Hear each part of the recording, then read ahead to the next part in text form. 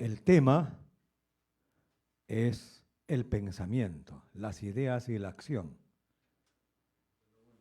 tal como se plantearon en un momento denso en el plano precisamente de la creación. Y específicamente, el día de hoy, el tema es el contexto histórico y significado actual de la fundación del APRA y el pensamiento político de Víctor Raúl Haya de la Torre en sus primeros años. Continuamos, en este caso, con la intervención del señor Gustavo Espinosa Montesinos, excongresista de la República y líder tanto de la CGTP, Confederación General de Trabajadores del Perú, como del Partido Comunista Peruano. Le recibimos, señor Espinosa.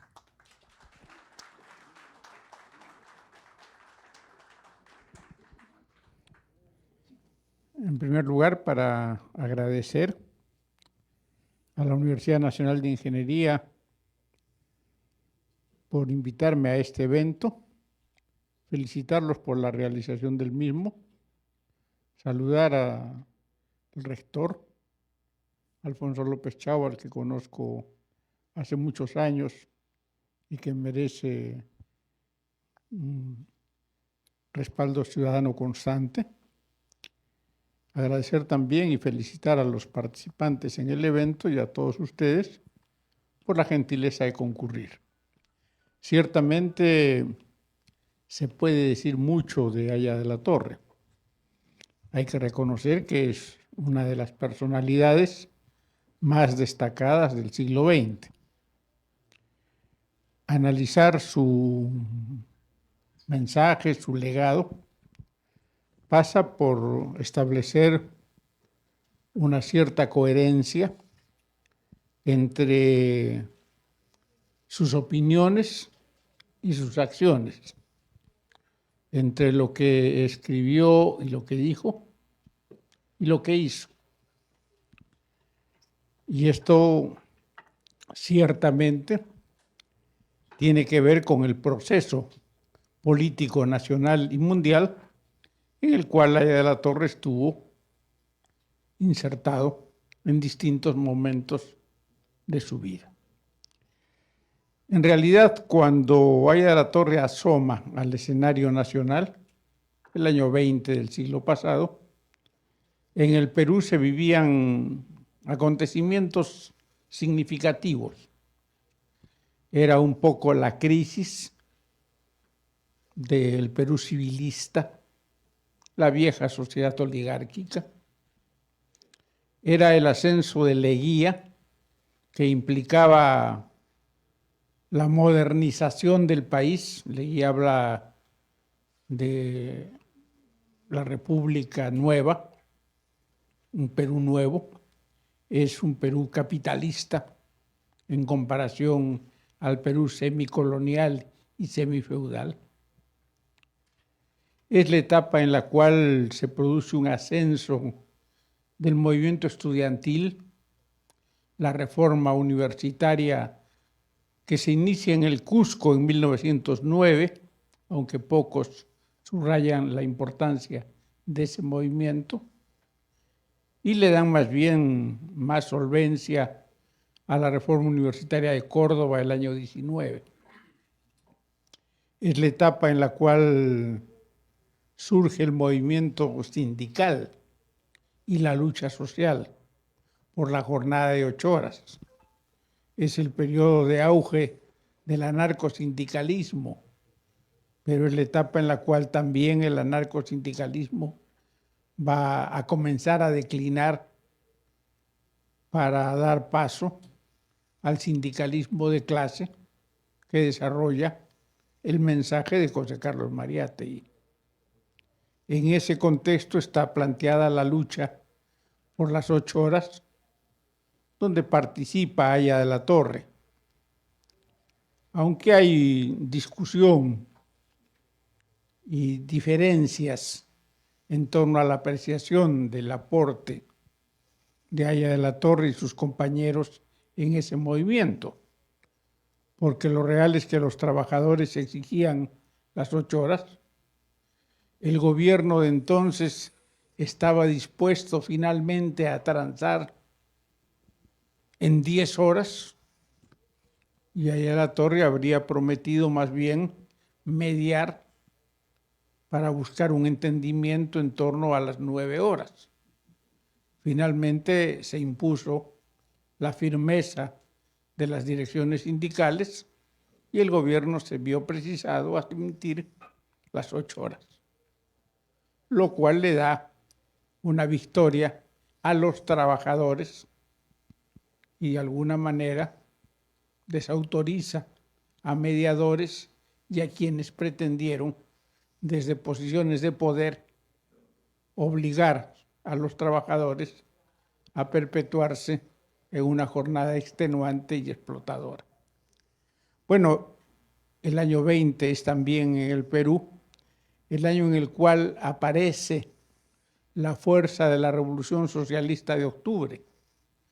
Mariátegui en enero del 18 fue el primero en decir, asqueado de la política criolla, me orienté resueltamente al socialismo. Y efectivamente es Mariátegui el que levanta las banderas del socialismo.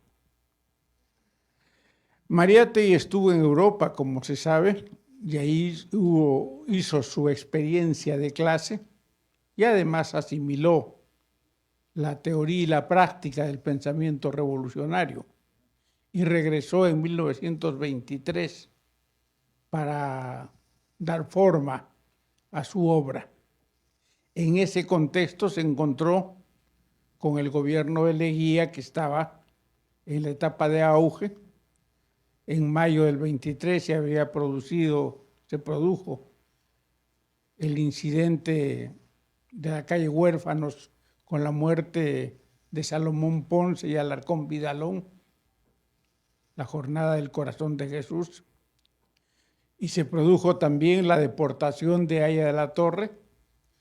Los estudiantes que editaban el periódico Claridad, en ese entonces órgano de los estudiantes libres y dirigido por Ayala-Torre, le piden a Mariátegui que él asuma la conducción del periódico, y Mariátegui va a asumir la dirección de la revista Claridad, planteando dos condiciones elementales.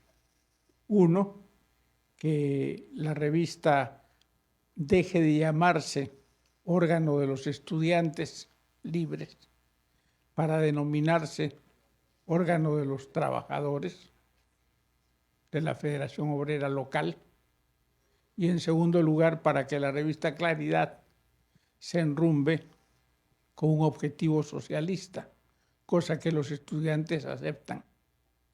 Por eso es que en el número de Claridad de enero de 1924, Mariátegui escribe su elogio a Lenin, que es uno de los textos más importantes y más significativos. Ciertamente Aya, en el año 24, estaba en México. En febrero participó en la entrega del estandarte latinoamericano o indoamericano a los estudiantes mexicanos y luego se fue a Rusia. Y se fue a Rusia no propiamente con el deseo de estudiar la experiencia rusa, sino básicamente con el propósito de encontrar apoyo en la Rusia soviética a sus ideas radicales referidas a América Latina. Y encuentra un escenario en cierta medida proclive a eso. ¿Por qué? Porque en 1922, en el Congreso del Internacional Comunista, Lenin había planteado las tesis del Frente Único Antiimperialista. Y como consecuencia de esas tesis del Frente Único Antiimperialista, el año 23 surge en China el Kuomintang. Y el Kuomintang es la alianza de los nacionalistas chinos y los comunistas, los primeros dirigidos por Chiang Kai-shek y los segundos por Mao Zedong, para hacer la guerra en China y coronar con éxito las banderas de Sun Yat-sen que habían sido planteadas desde 1911. Bueno, lo que quiere Haya de la Torre, y lo plantea en una entrevista con Zinoviev, es construir en América Latina un Kuomintang. El APRA lo concibe como el Kuomintang latinoamericano, es decir, la alianza de los nacionalistas y los socialistas, los radicales y los revolucionarios, para hacer una revolución antiimperialista. Y esto Zinoviev lo toma como parte de la aplicación de la política de Lenin referida al Frente Único Antiimperialista.